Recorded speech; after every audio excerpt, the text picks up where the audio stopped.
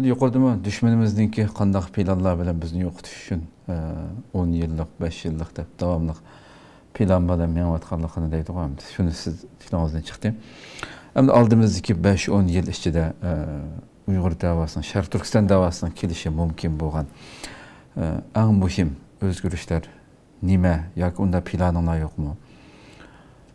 Va yoki ko'pincha tashkilotlarimiz kunib ketgandek dunyoda masalan, har yili manch qatim u faaliyet, bu faaliyet, muqimlashtirilgan namoyish. Shu faaliyetlar bilan o'tamdi yana masalan davoyimiz. Bu vaqtga tushunchalarimiz olgan bo'lsak, javob berishga bek baldur bo'lgan tema bo'lsa-mu? Yanılan deymi? Biz ölçeş bir tarazi bilen bu yerga kirganligimizni jakarlaymiz. Tarazininki ikki tarafı bo'ladi. Ig'ir tarafi, yengil tarafi deydi. Tangpunglashgan holatida bo'lgan chig'ida uni tangpunglashtirgan bir omil bo'ladi. Bo'lmasa, u egiz past degan narsalar turadi. Uni chuqur bir tangpunglashtirgan bir kuch, ikkisini tang qiladigan bir omil bor. Bu gapim ne ma? Siyasi ma'noda deyaptimi? Xo'sh. Biz bir taraf egiz, bir taraf past degan narsani o'taraq, bizni tangpunglashtiradigan bir nuqta qayerga kelsak, biz tangpung yashaymiz. O'zaro hurmat bilan yashaymiz. Hamda bu planning ijroiyatini ma'lum bayatimi dedim. Cho'ng bir ish qila olishimiz hozir natayin. Vatanning ichida xalqimizni qo'zg'ab yoki bir inqilob shekillik yoki bo'lmasa bir qarshi turish harakat shekillik bir narsa vujudga chiqarish narsasi amaliyotda buning yo'lini izlaymiz. Albatta bundan voz kechmaymiz. Xo'sh. Buningda ya bo'ldi biz umidsiz qoldik, hech kim qiyin olmaydi degan u umidsiz shaytonning ishi. Alloh xolisa biz umid bog'lanadigan barliq taraflarga Magi buni yana bir qitim takrorlayman. Umid bog'laydigan barliq taraflarga qalbimizni yaqinlashtiramiz.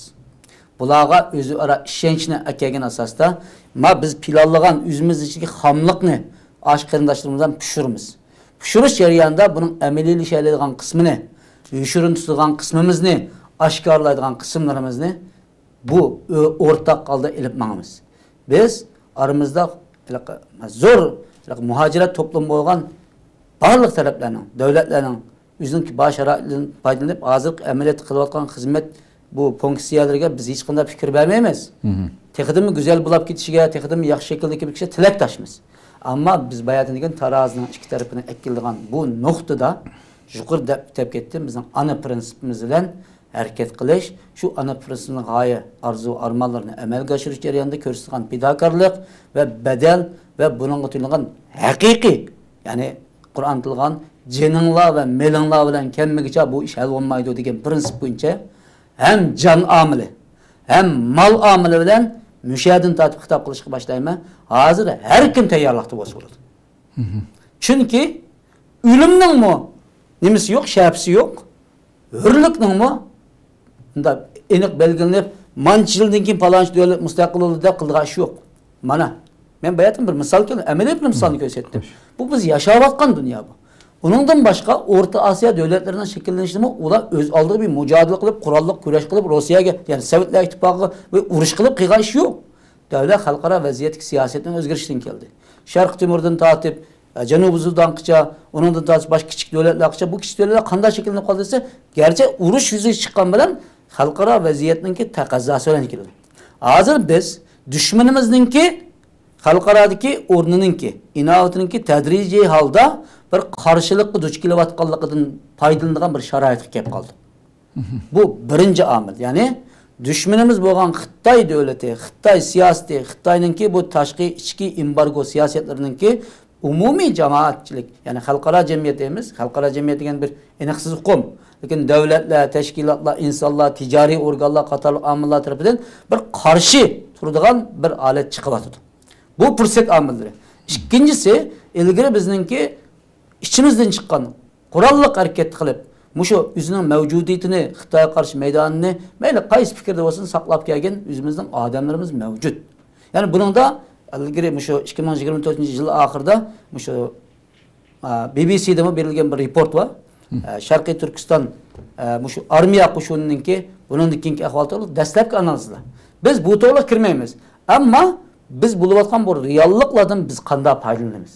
Bu bak kuchimizdan o'zimiz bilan yaqinlashgan taraflardan qaysi holatda bir-birimizga manda geralashgan, bir-birimizga shu samimiyat nuqtasidan yaqinlashgan bu funksiyalik mexanizmni qura olishimiz bizga bog'liq. Ya'ni boshda deganim umidga bog'liq.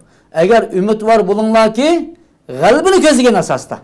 Voy men chiqib ketaman, atagalik 3 yillik vazifam bilan to'xtab qolaman emas, mush nafsim to'xtagan qadar, Alloh umr bergan qadar, men yurakim sog'lomni tutib, men bu da'voning ichida o'zimning va o'zim tava bo'lgan to'plamning vazifasida men bir sadoqatimni, layoqatimni, samimiyatimni ko'rsatdim desam, Allohning nusrati hamon bizga keladi.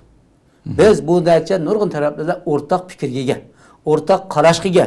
Sözleşeliyimiz, görüşeliyimiz. Hammasi davatgan gap shu. Sharq Turkiston mustaqil bo'lib ketsin, davlatimiz asosimiz dedi. Bu deb qo'ygan bilan bo'lmaydi. Shunday emasmi?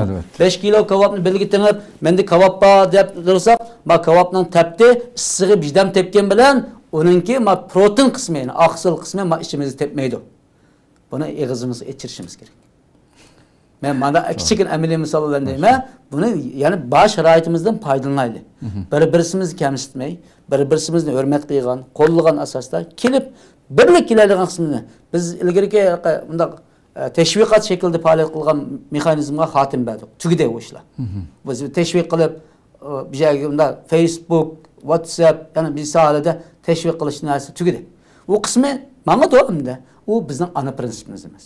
Bizning ana prinsipimiz qandoq qilgan chaqda dushmanimiz planlayotgan bu cho'ng yuqtish siyosatiga qarshi holatda o'zimizning imkonlaridan to'liq foydalangan ahvol ostida o'zimizga Rabbimizni yordamchi qilib, atrofda qarindoshlarimizdan qo'lma-qo'l tutishib, buningda o'xshamagan jo'g'rafiyalarda shu dushmanimizga qandoq shaklda taqobil turish mexanizmini o'rnatish mana bu bizga qo'yilgan savol. Xo'sh, xo'sh. Bu savolga qanday javob berish, o'zini da'vogar deganlarning, men oldida chiqib xizmat qilaman deganlarning va shundaqla mening yurakim vatanga bog'langan, menga Sharqiy Turkiston deydigan bir hur davlat kerak deganlarningki, o'zining oldiga qo'yib turib, mana ma'nasi, mana men kelgan chapinim shu deyishini tavsiya bilan so'zim tugadim. Alloh razı olsun. Alloh razı olsun.